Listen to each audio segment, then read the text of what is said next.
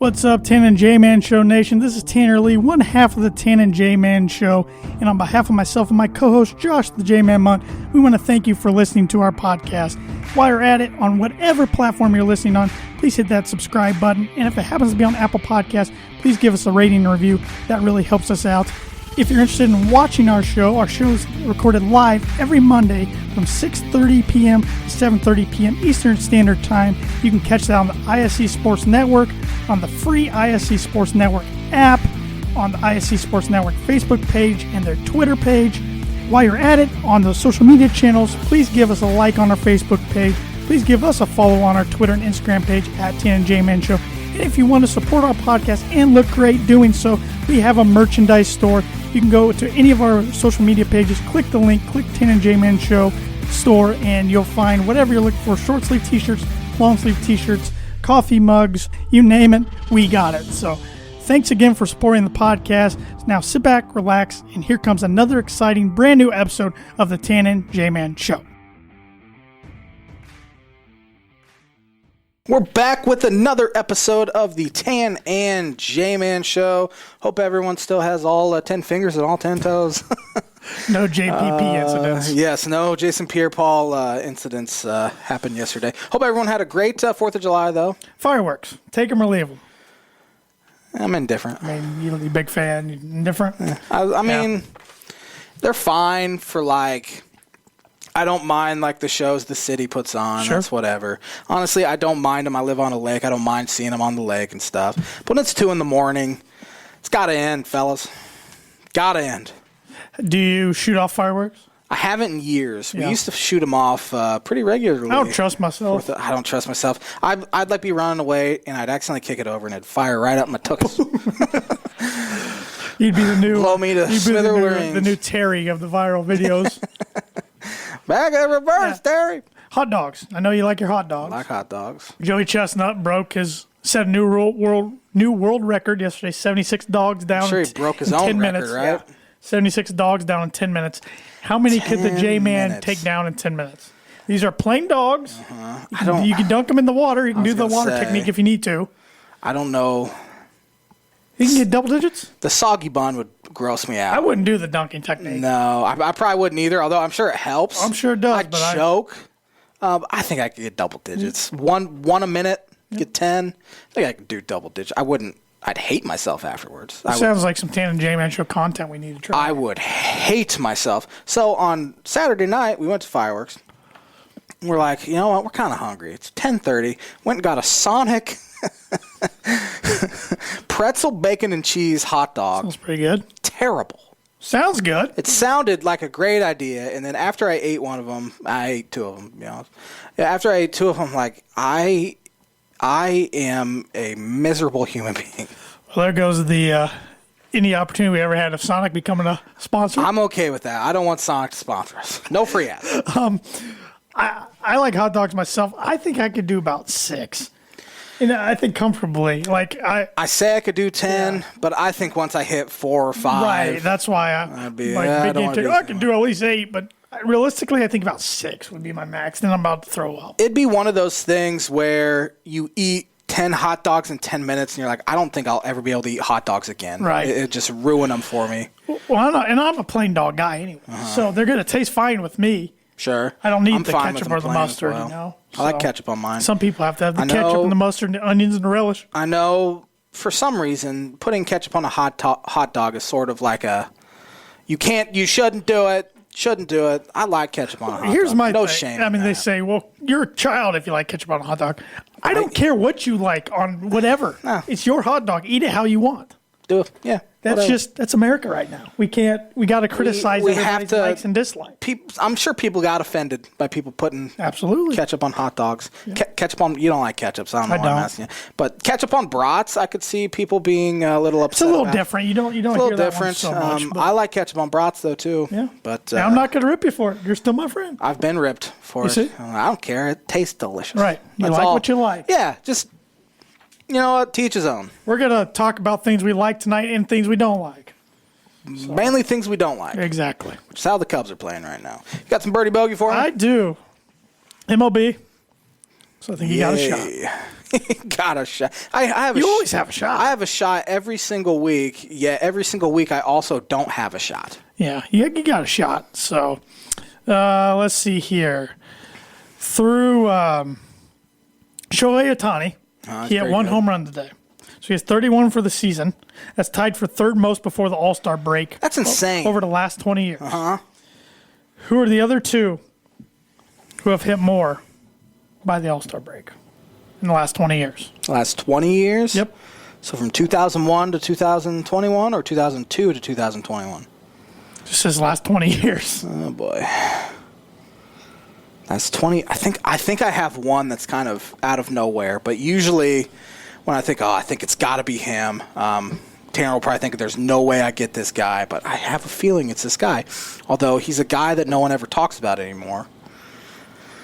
I'm already stressed about it. Yeah. I'm going to get it wrong. Birdie Bogey, brought to you by. We had camera malfunction there, but I got it back on track. So Perfect. I apologize for everybody watching that got a close-up of my face just then for a second, but we're back on track. Birdie Bogey brought to you by Noble Gnome LLC. Fresh, locally grown, nutrient-dense produce from Bryce and Katie Romine of Mentone, Indiana. Like them on Facebook, follow them on Instagram, and check out their website, noblegnomellc.com. They were not anywhere over the weekend, but I'm sure they'll be back at it. The Kosciuszko County Farmers and Artisans Market here soon, where they have had in the past green onion, lettuce, cucumber, kale, turnips, radish, chard, cherry tomatoes, fennel, garlic scapes, jalapeno and serrano peppers, rosemary, thyme, cilantro, and mint.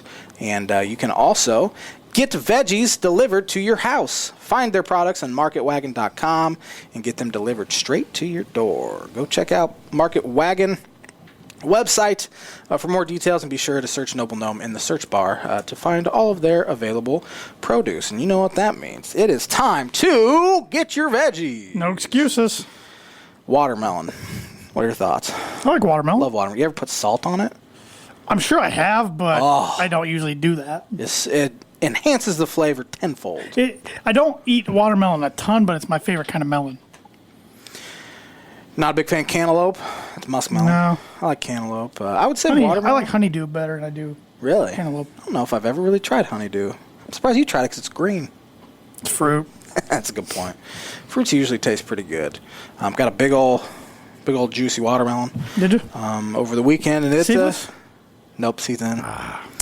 I was spitting the seed. Actually, I was swallowing the seeds. Let's be honest. Ain't nobody got time to spit them out. I was going to say, I could see you having like a spittoon out there and spitting watermelon seeds into it. That could be a J-Man talent, like a hidden talent. I could see that.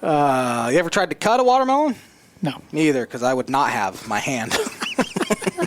So, what do you want to start with tonight there, T-Dog? Let's start with the big news last week that's really going to Yes. change college athletics going forward. Yeah, the name, image, and likeness for the college athletes has now gone into effect, so they can make money off of their name, image, and likeness, which it's been a long time coming. I'm glad it's here. I think it will enhance the sport or enhance college athletics as a whole.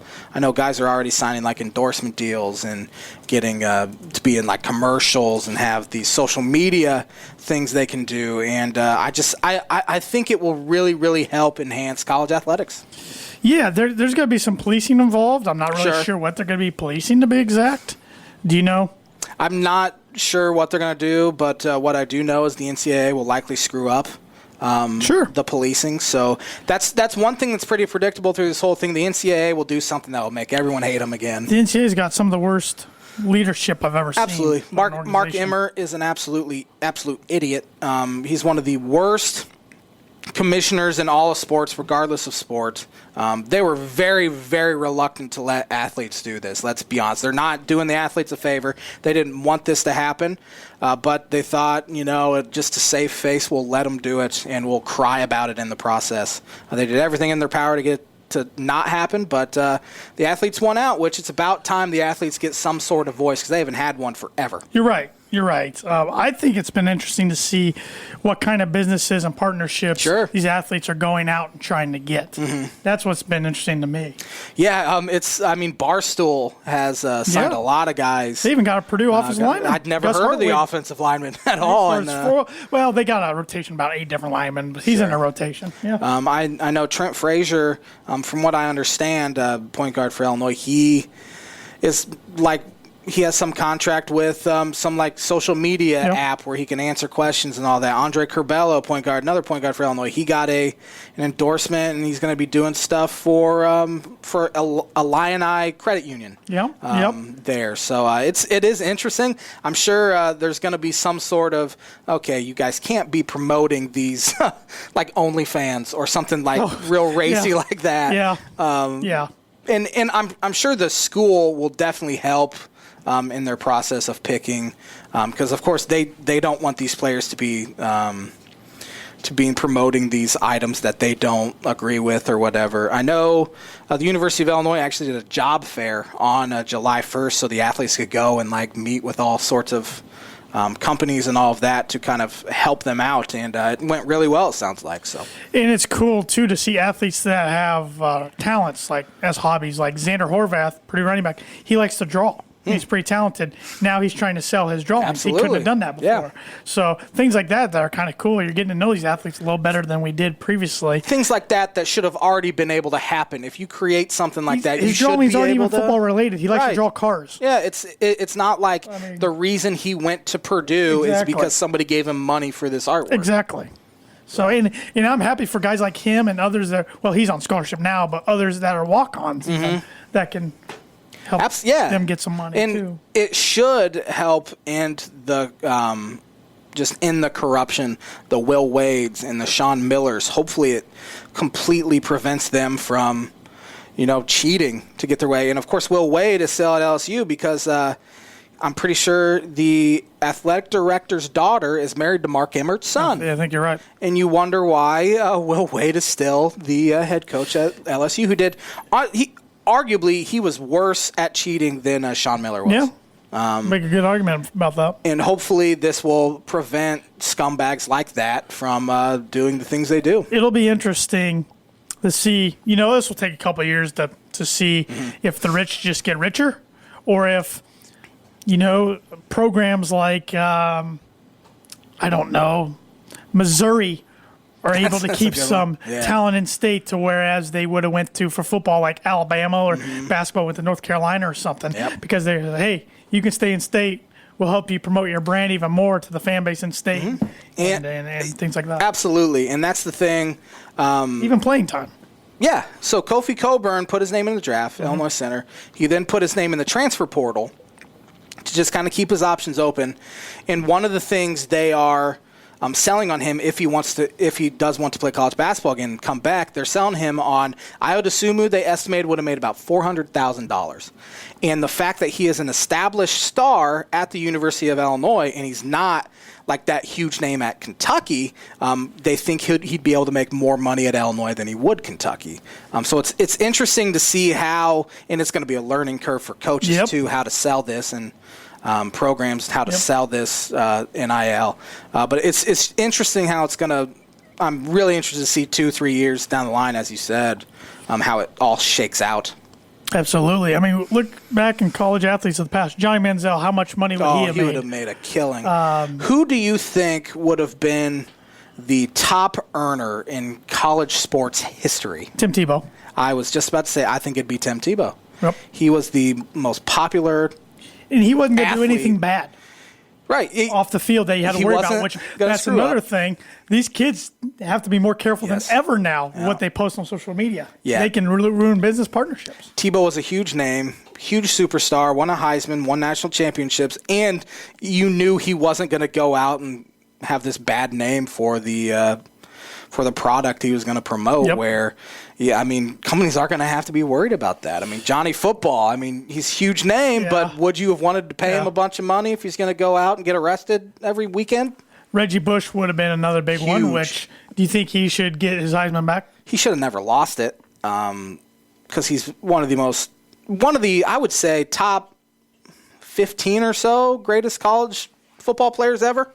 I think... He says that they've been contacting the NCAA and haven't heard a thing back, which doesn't surprise me from the NCAA. He should get his Heisman back and reinstated. The Heisman Trust said they're leaving up to the NCAA. They said they would welcome him back into the club. So that's pretty much saying...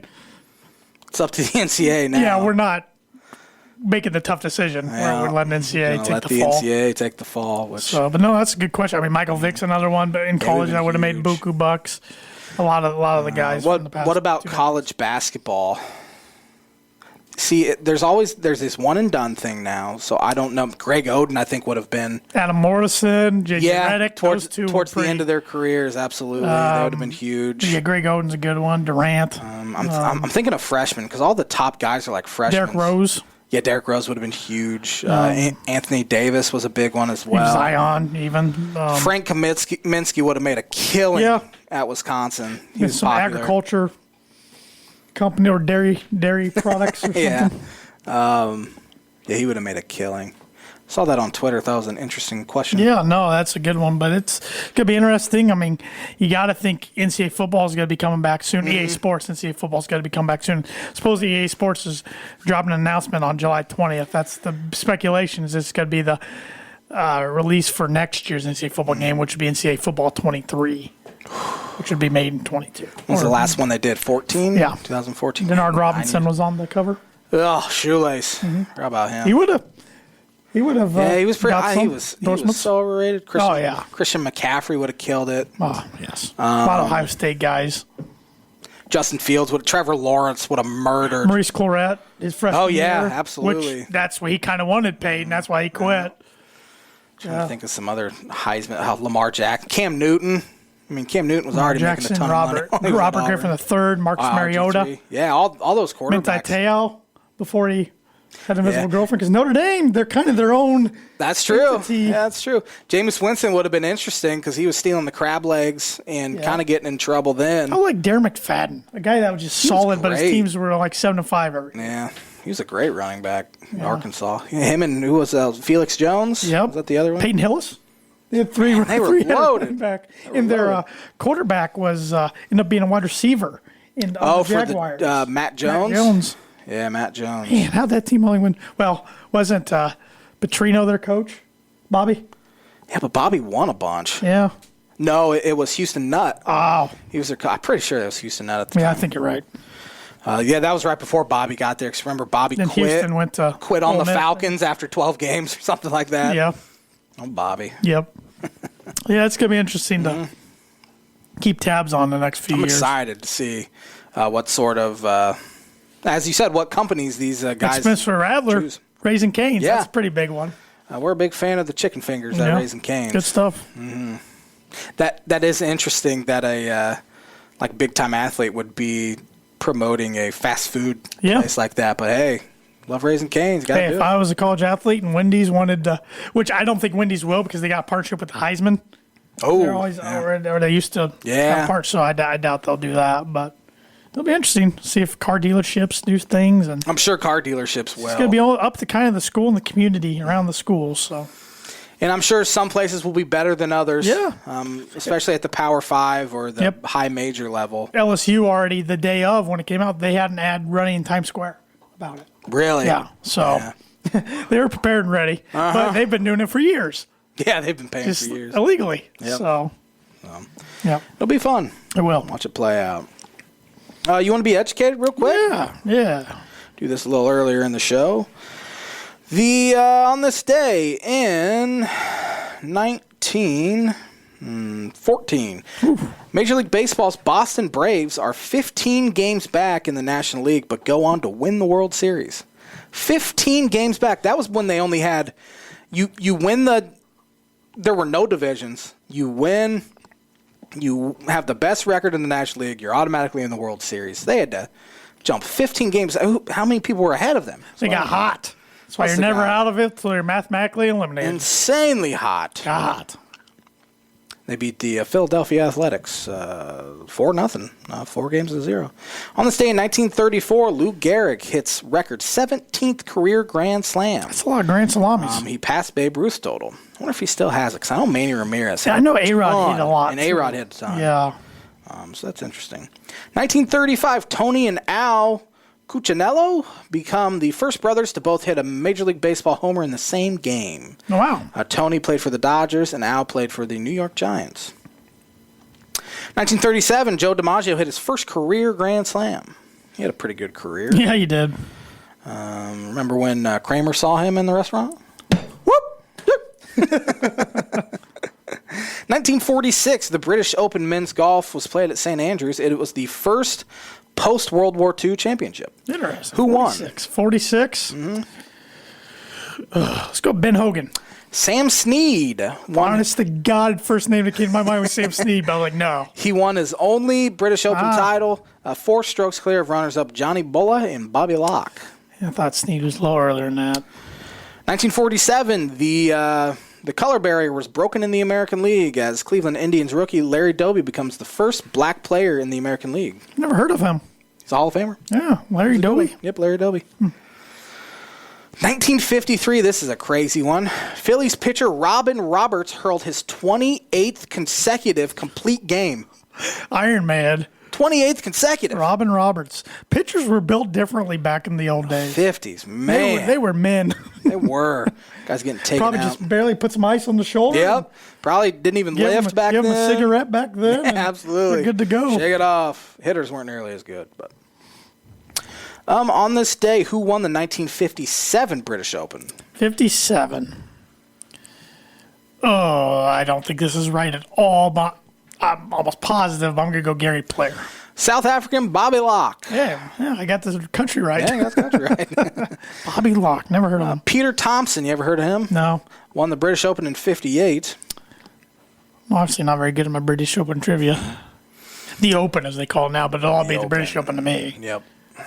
Why do they call it the Open? Because there's a U.S. Open. I know. That's why it gets confusing. There's an Open Championship, right? Or is it the That is the British Open, the Open Championship. Yeah. But they kind of do that. I feel like they almost do that in tennis, too, where the U.S. Open's kind of just the Open now. The Open? I don't know. I could be wrong. I don't follow tennis very closely. Speaking of tennis, in 1975, Wimbledon men's tennis Arthur Ashe became the first African-American to win Wimbledon. Yeah, and now that is where the U.S. Open in tennis is usually played in Queens Arthur Ashe Stadium. Who won the men's tennis Wimbledon in 1980? 80? Let's go with McEnroe. McEnroe lost to Bjorn Borg. It was his 5th straight Wimbledon crown. Famous 22-minute, 34-point fourth set tiebreak. Think you could go that long in a set? I couldn't go 4 seconds against a professional tennis player. I wouldn't be able to. I was going to say, in general. I wouldn't be able to return the serve. No way. No way. No shot. You wouldn't be able to. You would swing 5 seconds later. It hit me right in the chest. I'd shatter a rib. 1986, Wimbledon women's tennis. Martina Navratilova won that one. It's pretty good. Pretty You'd be like, I got to say this or it's going to bug me. You'd be like the guy on Mr. Deeds when the serve hit him in the throat. Yeah. I would like to answer one of the Birdie Bogey questions because Mark McGwire became the first rookie to hit 30 homers before the MLB All-Star Game. Is that one of them? Wasn't in the last 20 years, dude. Oh, shoot. It is. Crap! I already forgot the question.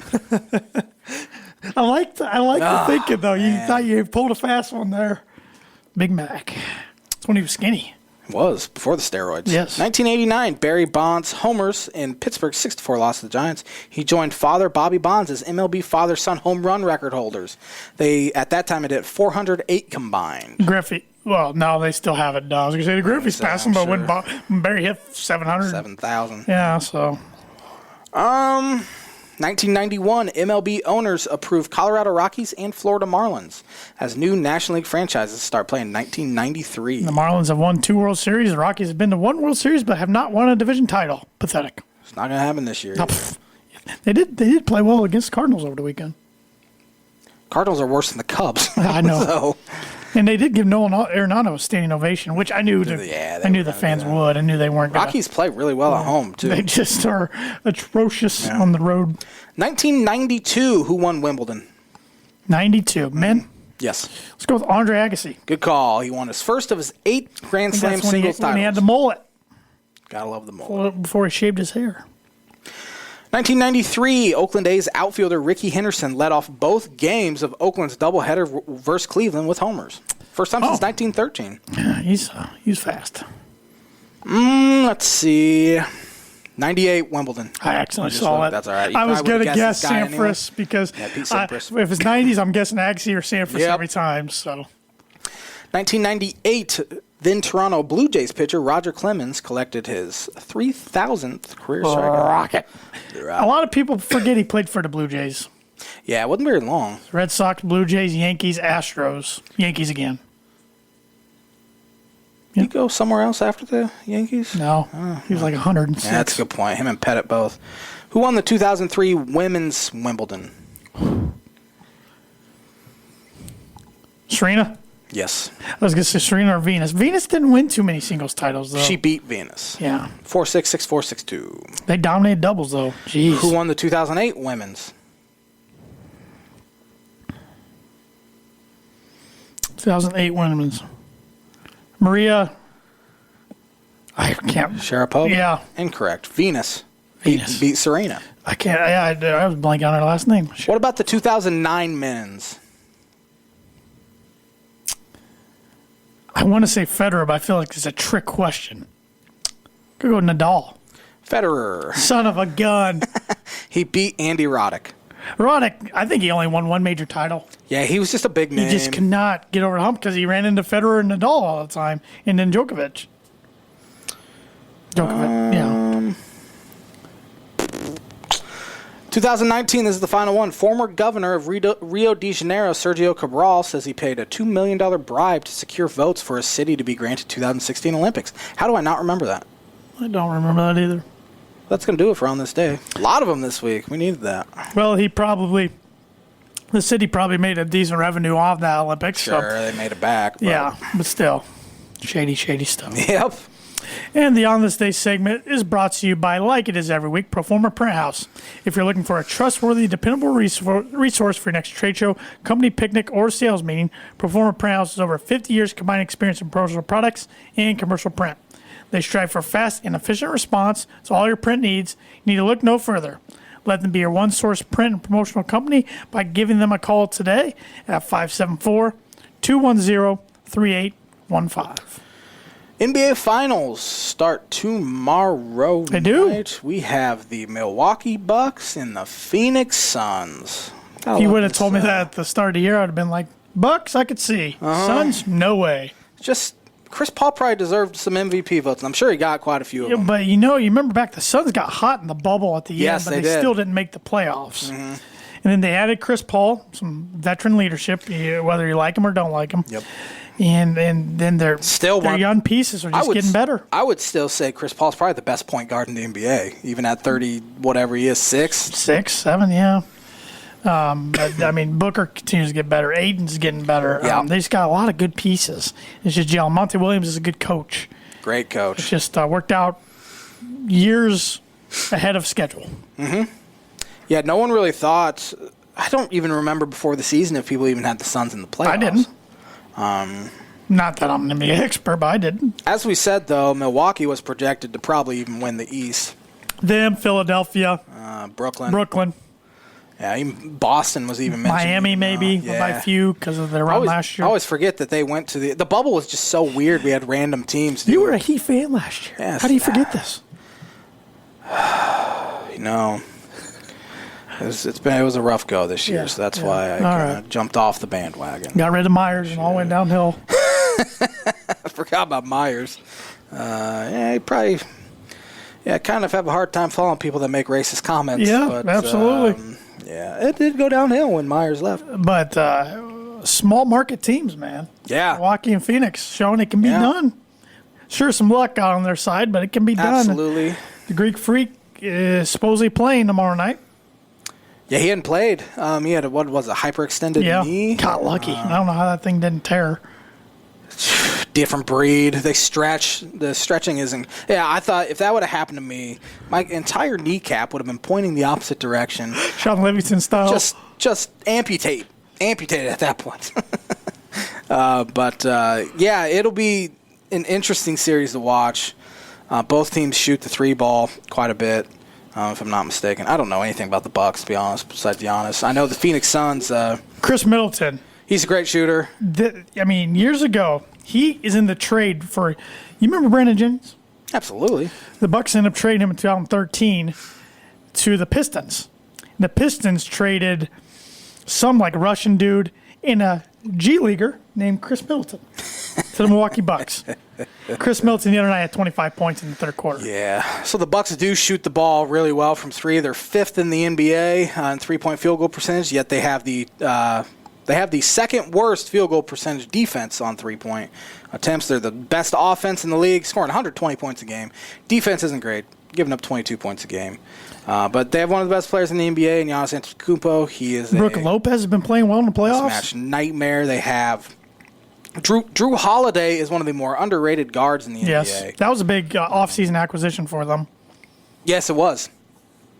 From New Orleans, right? Yes. Yeah, Brook Lopez playing well. Yes. That Dante DiVincenzo Yeah. from I don't know, from Villanova, who tore Michigan up in that national championship game a few years ago. He's playing well for him. Bobby Portis is good off the bench. Bryn Forbes shooting 45% from three. Bobby Portis didn't do jack for the Bulls. He was awful. That was a Gar Forman and John Paxson pick at its best right there. Just awful. He's ended up having a pretty good career. It's funny how that happens in NBA guys sometimes. They go to their first landing spot, they're awful. Yep. Then they just get into a different spot, and it's like a refresh better. or a better system, and then they become pretty good. I don't know if these two guys are active, but they had DJ Augustine and Jeff Teague on their roster this year. Yeah, I knew they had Teague. I forgot about Alex. Didn't Pat Connaughton on Milwaukee? He is on Milwaukee. He averages about 7 points a game. He's a guy I thought should have went to the MLB instead, and he proved me wrong. He's making a lot more money there. But, they're a good team. Obviously, they're in the finals. And then as for the Suns, they were 30 games over 500 this year. I kept thinking they were going to wake up, and they were never legit. Did. Legit contenders. They get the 2 seed, I believe, in the first time they've been to the finals since. They get there with Chuck. Yep. They lose to who? They lose to the Bulls. Yep. 93. Yep. Oh. Yep. And Barkley was MVP. First time the Bucks Birdie. have been to the finals since 73. 74. They won it, and the other time they've been to it was 71. It's a long time coming for them. They have old Lou Alcindor then. Yep. That makes sense. Suns. Good offense and good defense, both in the top 10 in points per game scored and points per game given up. As we said, Devin Booker averaging 25 points a game. He didn't actually shoot it that well this year. Only shot 34% from three. Mikal Bridges from Villanova shot 42% from three, 13 points a game. Chris Paul, 9 assists per game. Jay Crowder's the guy that's been around forever now. That's and a he's solid everywhere NBA he player. goes. Cam Johnson out of North Carolina is a really good shooter. Cameron Payne's another one that was terrible for the Bulls. That trade, they traded Taj Gibson, I think Dougie McBuckets, to Oklahoma City. Cam Payne's the primary backup to Chris Paul now, and they're playing really well. Frank the Tank's there. You have Etuan. Yep, some Big Ten guys. Who you got? I'm taking the Suns in 6. I think it goes. This will be J-Man's book prediction of the week, by the way. I think we won't know this by next week. I don't think, but I think it goes 7. I just think it's pretty even. Should be a good series. Should be. It should be a really good series. Giannis matchup nightmare. I don't even know who's going to guard him for Phoenix, but Chris Paul does what he does. Devin Booker does what he does. I think it'll be a really good series. But give me the Bucks. Yeah. I think unfortunately the city of Milwaukee will be happy, and that's. Disappoints me greatly. Well, City of Milwaukee hasn't won anything for so long. I mean, the Packers, but that's not Milwaukee. That's just their in-state football team. I mainly just hate Brewers fans. To be honest. That's the reason why. You know any Brewer fans? One. I actually like this Brewers fan that I know. I just don't like the rest of their fans. Gotcha. But, yeah. Who's J-Man's book prediction? It is brought to you by Indiana Farm Bureau Insurance Agent Travis Watchering. We have life. He has, not we. He has life, home, auto, renters, business, workers' comp, and farm insurance. You can contact him at 219-869-4561. His email is travis.watchering@infb.com. He's selling insurance in Ohio, you Buckeye fans, and he has an app, a free app that you Buckeye can go fans. Bearcat fans, Bobcat fans, why do all of their college nicknames start with a B? What's Xavier? Musketeers. And then you got Toledo Rockets and Miami, Ohio Redhawks. But I'm just saying, like... Wright State. Yeah, the Ramblers. Cleveland State. Knights, or... I think they're the Knights. No, they're the Vikings. Bowling Green. Bowling Green in Ohio? Yeah, that one is. There is a Bowling Green, Kentucky. Yeah, that's where West Corvette... Kentucky is. Capital of the world, Corvette capital of the world. Really? I didn't know that. Remember that museum years ago that sinkhole got in? And there was like 12 really rare Corvettes went down in the sinkhole. You know, I shouldn't laugh at that, but at the same time, it's kind of funny. I mean, they rebuilt that part of the museum, but those cars are, kind of goners. Sometimes destruction is good, which is something that the Cubs need to do to their current roster. You like that segue? That was perfect. Didn't even plan it. That was smooth. Didn't even plan it. Smooth. Cubs are in an absolutely abhorrent Great word. slide right now. They woke up. You might want to maybe turn the bobblehead backwards, see if that gets some good juju for the next week. I don't want them to have good juju. I want them to lose as much as possible at this point. Leave it there. They woke up last Friday morning, fresh off of no-hitting the Los Angeles Dodgers. They have now lost 9 in a row since then. They woke up that day, tied for first place with the Milwaukee Brewers. They woke up today. They woke up Sunday, to be honest. 8.5 games back of first place. Now in third place. The lowly Cincinnati Reds swept them over the weekend and are a game and a half ahead of them. Good job, Jed. Good job. The Ricketts are to blame. Jed Hoyer's to blame. The players are probably the biggest blame. How about Ross? David Ross. There's only so much he can do. Yeah. I can't get a grip of how the Cub fan base is feeling about him yet. I like him. I mean, early in the year, everyone was loving him because he's pushing all the right buttons. Things were working, but now things aren't working. And regardless of what he's doing with the lineup, switching it up, getting new guys in there, it doesn't matter. They're still losing. In this stretch, in this 9-game stretch, they've averaged 2.8 runs per game. And 2 of those games, they scored 7 runs in them, so it's even skewed more so. I have a few offensive stats that they're just abysmal stats. In this 9-game stretch, they are hitting .203 as a team, .299 on base percentage. Their power has been completely sapped. They're not hitting homers. They had, I think, 10 hits on Wade Miley yesterday in 6 in the third inning, scored 2 runs. They've struck out 32.4% of the time. They've made contact in just 66.1% of plate appearances. The difference between them and the next closest team is nearly 5 full percentage points. We can't blame the injuries because Nico Horner's not that much of a game changer. You're not getting production out of your stars. Anthony Rizzo's been bad. Wilson Contreras has been bad. Javier Baez has been ridiculously bad. Lost some money. Yes, he's lost some money big time. Chris Bryant's picked it up this weekend. He's all-star. He is an all-star. He picked it up this weekend against the Reds. He hit pretty well. He had been dealing with a side injury where he having a really hard time swinging the bat, which if you're going to make contact, you probably need to swing the bat a little better than that. He was through that terrible stretch, and hopefully he's coming past it right now. Jock Peterson's in a miserable stretch right now. Ian Happ has been awful all season. Jason Hayward's been terrible for a majority of the season. They have no backup catcher at all. Wilson's out and play every single day. They did sign Robinson Chirinos. I think you've said that every single week. Finally, they signed a guy who's a legitimate backup catcher, but he wasn't even on a roster. And they're just going to thrust him onto the team to back up Wilson Contreras. I mean, this guy had a few good years for the Texas Rangers, Robinson Chirinos, and actually it's kind of come full circle because he was in the Cubs organization, and they traded him as part of the Matt Garza deal. Oh, wow. That is a name from the past I haven't thought about for a while. 2011. They made that deal. How was it? Yeah, it was 2011 because it was one of Jim Hendry's last final big trades before he was gone. Starting pitching was actually okay this past weekend, which that's been a real big topic. Anytime they got Hendricks on the mound, they got a chance. Yes, he went 6 innings, gave 1 run. He's been great since really early April, which that's what he does. He struggles in April, gives up home runs. Problem is with this team, they get a 7-run lead. Yeah, what the heck happened on Wednesday? I'm at work. I don't want to admit that I'm on my phone because I'm not supposed to be, but I was on my phone looking at the score. Hopefully, my boss is not watching. But I'm on my phone checking the score. I'm like, all right, up 7-0 in the first inning. All right, the difference between being 6 games out and 4 games out is huge. The Brewers don't want the Cubs to be 4 games out. They want them to be 6 games out. Next thing I know, I look at my phone. It's the 4th inning, and they are down 14-7. I wish I could have seen your facial reaction. 14-7. Did you refresh your phone to make sure it wasn't? I was like, that's got to be a typo. And then I get a text from my dad. So yeah, Cubs imploded. It's Jake Arrieta. He's going to make a start tomorrow. he shouldn't make his start tomorrow. He should have been next bus to, I don't know where you send guys that are no longer good in Major League level. He's no longer good for the AAA level. So where do you send a guy like that? Just send him home. send him back to Texas.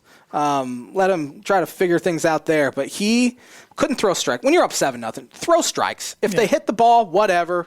He walked a guy in the first inning. He couldn't throw strikes. Huge play of the game. Got a comebacker back to him. Threw it about 9 feet over Rizzo's head. I didn't see the play. It might have been 9 feet over Rizzo's head. That sounds good. 2 runs scored. It would have gotten him out of the inning.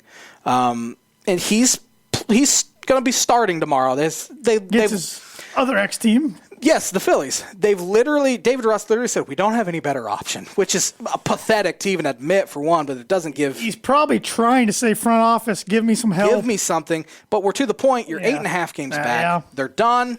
I think Jed's going to give him 2 weeks or so to maybe make up some ground. But honestly, the Cubs have really helped the front office out because they needed to have this sort of implosion to get any sort of change. They've had the same rosters for years now, and we've had 3 or 4 years of this evidence that shows they're just not that good. The core is not nearly as good as the front office makes them out to be. They had opportunities in the past. I don't want to bring up the past that much, but they had opportunities in the past to trade from this core. Albert Almora was part of the core. They refused to trade Albert Almora. And he could have been the headliner in the Christian Yelich trade. Could have been the headliner. That's tough. Kyle Schwarber tearing it up for the Washington Nationals. Killing it. Blew out his hamstring. He's out for a month. Oh, I didn't see that. Yeah, that's too bad. He did it. Didn't see that. I think he was just named to the All-Star team, too, yesterday. So it kind of sucks. Because he might not come back as good as he was either. Exactly. And they had a chance to trade him. He could have been part of the Christian Yelich trade. A lot of AL teams are interested in him, too. Absolutely. Yeah. Ian Happ's another one. And now you look at him. Kyle Schwarber's no longer there. Albert Almora just got sent to AAA with the New York Mets today. Ian Happ's hitting 180, and we're here in July. But you got Hayward. They gave Hayward $184 million. He's them buttons. The only thing he was really – he used to be able to hit. Hasn't hit really much at all with the Cubs. At the very least, though, he gave you Gold Glove caliber defense. Not doing that anymore. He's slower than he's ever been. He's he hasn't been good defensively. He's been merely average. And if he's going to play every day, he has to be elite Gold Glove defense in right field, and he just hasn't been providing it. But the front office overrated their core, and now they're sitting here in a transitional period where you're going to have to retool. Or even rebuild. I don't know if they're going to do a full rebuild. They should have insane amount of money this offseason to go out and fix things right away. But it's all about how much money Tom Ricketts can make. Doesn't care about the franchise. Doesn't care about the fans whatsoever. And here we are, 8.5 games back. July 5th, they're going to have to sell. They do have some sellable pieces. Craig Kimbrell, I think, could get you maybe even a top 50 prospect in the game of baseball. First time with the Cubs. This was Chris Bryant's 4th time making it. Yep. The Chris Bryant trade rumors will ramp up here the next couple weeks, as will the Anthony Rizzo rumors. Do not trade Anthony Rizzo. Do not let him play for any other franchise, even if he's not any good anymore. Do not let him go anywhere else. He's the captain. He's the Derek Jeter, essentially, of this Cubs franchise, the captain. Javi Baez, I think the rumors will ramp up. I think Jock Peterson has a real good shot to be moved just because of the fact he's on a 1-year deal. They have bullpen guys, and they have enough bullpen depth that you can trade from like the top high end of their bullpen and not really lose a whole lot. Andrew Chafin, I think, could net a pretty good prospect. He's a lefty that can get right-handed hitters out, which is those kind of pitchers are at an absolute minimum in the game of baseball today, especially at the back end of the bullpen. Ryan Tepera's hurt, but he could net somebody. Dan Winkler had a blow-up yesterday, but he could get you some sort of prospect. I think they're set up pretty well to be able to trade some of these guys come the trade deadline. It's just I don't know if you're going to get the kind of trade packages you want for these guys. I don't think you'll get a trade offer that's worth it to trade Chris Bryant, especially if you want to re-sign him. John Lester has said it in the past. The moment he was traded, or when he was traded to the Oakland A's, it was the first time he thought he could see himself playing in a different franchise because he saw something other than the franchise he grew up in, which was the Boston Red Sox. And that was a big reason why he ended up signing with the Cubs, because he could finally see himself living somewhere else. If you want any shot to re-sign Chris Bryant, you keep him. And if he ends up walking, you get a compensatory pick, and it's okay, because you're probably not going to get – because teams are just so reluctant to trade prospects nowadays anyways. This might be a crazy question, because I don't know. Could he be shipped across town? I mean, why not? I mean, I don't know what they even got on their roster. I haven't watched them much, but the White Sox I've heard them mentioned for about every infielder. Yeah. So they have some injuries. Yon Moncada, I believe, is their primary third baseman. They've been mentioned. They want to trade for Trevor Story, was another guy that the White Sox have been mentioned at. Eduardo Escobar from Arizona Diamondbacks is another one.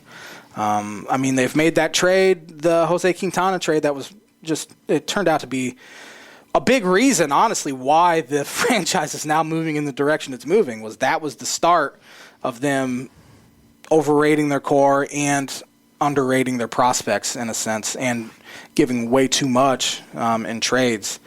The New York Mets are a team that's really been kind of the one that's been mentioned the most. I remember Atlanta was another team this past offseason that got quite a bit of buzz, and they would be the team I try to trade with because their farm system is much better and much deeper than the Mets is. Any team's going to want an elite back end of the bullpen reliever like Craig Kimbrell. I mean, he has a .59 ERA. He's already been the best closer in baseball this year. And I think you could net somebody, especially a team that's desperate. They need a back end bullpen piece. They're gonna pay premium. I mean, look at what the Cubs did, trading Gleyber Torres for Aroldis Chapman. Mm-hmm. So hopefully they can net something for these guys. I'm glad it sucks that the implosion has happened, but I'm glad it's happened because it's the first time where there's a clear direction. Because even until they get hot this week. Yeah, it's going to happen probably. The front office has even said our teams have collapsed in like September, where we can't make any sort of moves in July of trading some of these guys away because we feel like they have a chance. And this year it's to the point where, okay, we're done. We actually can have a clear direction of where we want to go for the rest of the season. So it's getting to the point, though, that I'm not going to root for them to lose, but they don't really gain that much winning. And the worst thing they can do is get back into it enough that Jed Hoyer thinks they can make the playoffs, and he trades some of their top prospects away, and then they're not in the playoffs, which could happen. But that's my Cubs talk this week. Else around baseball, it's pretty much same old, I would say. The largest division lead is the Brewers. They have a 7-game lead over the Reds. White Sox are 6 games up. Houston's 3.5 games up on Oakland.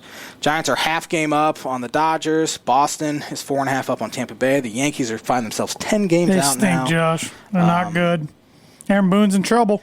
Aroldis Chapman's given up 12 runs over his last 9 appearances. His ERA is 22 point something. Could it be the sticky stuff? It's kind of coincided with that a little bit, so... Yeah. But other than that, I have one more Cubs stat here. Cubs are just the third team in the live ball era, which is since 1920, to go 20 consecutive games with 8 or fewer hits. They're the first team since 1972 Mets to do that when they went 20. So if Cubs have less than 8 hits tonight, they will... it's not good. It's not a record you want to hold. Be one off. Only the 1968 Yankees had a longer streak. They had 22 games, though. So it's very conceivable because they have faced Matt Moore tonight, and then they have Aaron Nola. Then I know they have Zach Eflin and Zach Wheeler. Who do they play besides the Phillies this week? Cardinals. And both teams go in the opposite direction. Cardinals are 10 games out, 41 and 44. They've just played bad baseball, and I think both teams are probably done. So, what do the other divisions look like? I literally just you did. You did. Yeah. You did. But we have the Major League Baseball draft this weekend on Sunday, and that brings me to word association. Uh-oh. These are notable number 1 overall draft picks in the Major League Baseball draft. Starting with Garrett Cole. Yankee. Yep. That's the first thing come on, Yankee, which he's been struggling lately. A little worried, the spider tack. Yeah. Ever since they came out with these, his ERA is over 4. Yeah. So maybe that has something to do with it. Yeah. Bryce Harper. It's fun to watch. I mean, this guy, heard about him when he was a teenager. In high school, there were stories at Tropicana. He's hitting the back wall of the upper deck with a metal bat. But still, he's lived up to the hype and more. Fun to watch. Steven Strasburg. San Diego State. I remember, he's just another one. Was hyped up huge coming out of college. Has been good when he can stay healthy. Has been able to stay healthy. That's the problem. He breaks down a lot. And I still will never forget that year they shut him down early. Yeah, they were in the playoffs, too. Yeah. And it still obviously didn't work. I mean, they won the World Series later on anyways, but... And Steven Strasburg was dynamite in that World Series. Crazy that year when they did that, but they had a plan. David Price. Nails at one time. These guys kind of tempered off a little bit, but he was another pitcher that was good for the Rays for a while, and he was good for the Red Sox. Now he's a Dodger. He's pitching out of their bullpen. So, he's kind of gotten a little older and different role now, but he was nails at one time, and one time he was the best pitcher in the league. Joe Mauer. Josh's favorite player back in the day, most beautiful swing he's ever seen.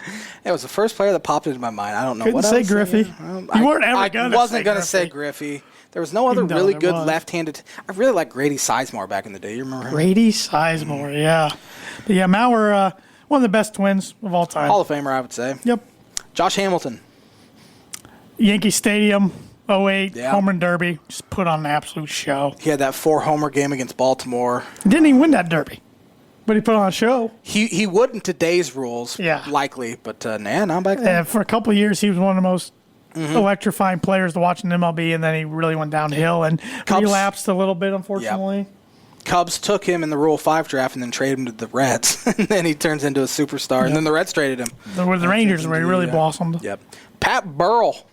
Oh, Philly. Him? Yeah, Philly. I think he wore number 5. I think so. You had him. You had Mike Lieberthal. You had J-Roll, Jimmy Rollins. Chase Utley. Ryan Howard. Man, Philly teams. They were good. They were good. Late 08, 09. Yeah. A-Rod. Steroids. I hate to say it's the first thing that pops in my mind, but the young prodigy on the Mariners. Then he was good on the Rangers, even though they weren't good. They were loaded, and they weren't good. And then he was, of course, went to the Yankees and did win his only World Series in 09. But single A-Rod now that J-Lo left him for Ben. That's a shame. Chipper Jones. Consistent. He was good, man. He was good. Switch hitter. Brave his whole career, which is cool. Big hunter. Don't see that too often. Likes to hunt. He was, God, we talked about this before. The Braves were so good while we were growing up. Was it 15 straight division titles? At least. I don't think we'll ever see that again either. You had Chipper Jones. You had Andrew Jones. You had Maddox, Glavine. Should be Hall of Famer Andrew Jones, by the way. Millwood, even. Kevin Millwood. Forgot about God, Mike Hampton at one time. God, they were just loaded. They were a good team. Darryl Strawberry. Matt. He's a Yankee as well. Yeah, my grandpa saw him hit 3 home runs against the Cubs live one year, so he was a Yankee as well. Talked about juicing and other problems off the field with needles. Yeah. So, he's an interesting dude. Remember his son that played at Maryland? Absolutely. DJ, I think his name was. He killed Illinois in the Big Ten ACC Challenge one year. I remember. Of course. Killed him. When Josh and I would play a lot of NBA 2K back in the day, he'd find a player on every single roster. Remember when he killed Illinois back in November of 09 and list the stats? And Jordan Clarkson's the one that I still remember. He transferred from Tulsa to Missouri, and he just whooped on them. They could not stop. Now he's a really good NBA player. Who was the guy on Texas? Even though Illinois beat him, was it Aldridge or was it? It was Thompson, Tristan Thompson. Tristan Thompson. Grabbed about 40 rebounds that game. They had Corey Joseph as well. Killed him. Josh, it's fun to read up Illinois memories with Josh. Adrian Gonzalez. First baseman. Yeah. Power hitter for a couple of years. Wasn't he Blue Jay and then the Red Sox? Where am I getting? I'm confused with somebody else. And Dodger? Red Sox Dodger? He was Padre, Red Sox Dodger. Okay. Why Blue Jays? Yeah. I think he started with the Rangers. Really good hitter for a couple of years. And he kind of tampered off. Darren Erstad. I've been running out of number 1 overall picks. Punter for wasn't he? No, he wasn't a punter for Nebraska. He played at Nebraska. Was he the punter for Nebraska? I don't know if he played I think he was the football. punter for Nebraska's football He might have team. been. I'm going to Google that after this segment because I'm pretty sure about that. I don't know if he still is, but he was their head Darren baseball coach. See if he's still their head baseball coach, because I knew he was really good with that Angels team. Is he still? He's a former professional baseball player. Well, that didn't help me one bit when I clicked on the images. I don't know if he's still. He was the Nebraska head baseball coach. I'll get this here. Justin Upton. Former Justin Upton. Was he the Upton that played up in South Bend? Yep. There you go. There you go. Paul Wilson's the last one. Paul Wilson. I don't remember him at all. You remember Kyle Farnsworth of picking him up and slamming him that's to the who, ground? yeah. Yep. Yeah. It's the only one. Let's see. But that's going to do it for Word Association. MLB Draft. Love the MLB He did Draft. punt.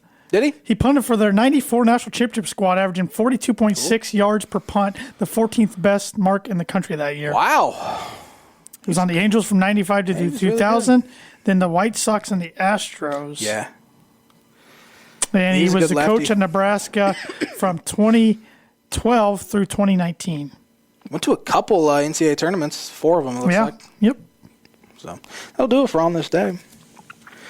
And the On This Day segment is brought to you by, like it is every week, not the On This Day, the Word Association. You screwed me up that there. up. The Word Association segment is brought to you by, like it is every week, Rhett Lee, attorney at law. Rhett Lee and the law office of Andrew McKee, LLC, are located at 206 4th Street in Logansport, Indiana. Rhett provides legal services to the people of North Central Indiana and practices criminal defense, family law, and personal injury. If you need a lawyer who cares about your results and will fight for you, give him a call today to schedule a free consultation at 574-722-2221. This episode is brought to you by The Dam Landing. Whether you want an epic burger, hand-tossed pizza, hand-breaded tenderloin, seafood, craft beer, or a handcrafted cocktail, The Dam Landing is the place to be. The Dam Landing is a bar and grill located on beautiful Lake Manitou. Focuses on freshness and quality. The Dam Smoke is here every single weekend. It features barbecue and steaks. In addition, you can wash it down with one of their 16 beers on tap, including a constant rotation of today's best microbrews and domestic flavors, or a handcrafted cocktail made using fresh ingredients. Taking the fantastic views of Lake Manitou in their beer garden or outdoor bar area.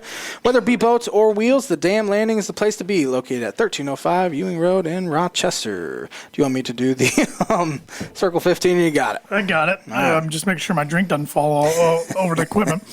And this episode of the Tan Jamin Show is also brought to you by Circle 15 Golf. Circle 15 Golf is a brand focused on bringing tour quality products and experience to the everyday golfer like the J-Man and myself. It's built on 25 years of tour experience, featuring the Genesis glove, the most durable and comfortable glove available, and the patented Glove Hub, the first and only glove humidor on the market. Find these products and more at circle15golf.com. And Circle 15 had something very cool happen to them yesterday. A good friend of Circle 15 and one of the Circle 15 ambassadors on the PGA Champions Tour, which is the senior tour, Cameron Beckman, won. That's cool. He won, so he's the first ever Circle 15 guy on tour to win a tournament. Nice. He held off the likes of Ernie Els, David Toms, Retief Goosen, Miguel Jimenez, Paul Goydos, Bernard Launer, Darren Clark, Woody Austin, and more. So, and Jim Furyk. That's neat. So, congratulations to Cameron and Circle 15 team. And I was golfing with a guy today that kept complaining about his club slipping out of his hand and that he should have wore a different glove and was switching gloves. And need to get a Genesis glove. You wouldn't have that problem. Yep. Or the Glove Hub. Either one. Both. Absolutely. Get a combo deal at circle15golf.com.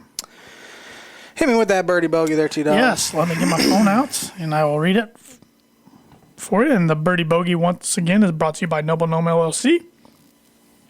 All right. The most entertaining guy in baseball right now, Shohei Ohtani. Made the roster as the All-Star roster as both pitcher and hitter. First time ever. Yep. He hit one home run today, giving him 31 on the season. That was tied for third most before the All-Star break over the last 20 seasons. Who are the two guys to have hit more up to the All-Star break? I have no idea. Barry Bonds. No. See, I was thinking 2001. I think you got it this week. 31. The player that popped into my head, and I don't think it's right, is Chris Davis. He is one of them. Okay. He had 37 in 2013. I remember 37. I remember he tore up one, and I think he ended up hitting like 54 or something like that. He wasn't as good in the second half.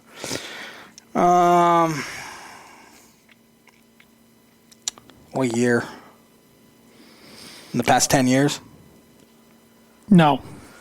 Albert Pujols. Yes. Pujols in 09 hit 32.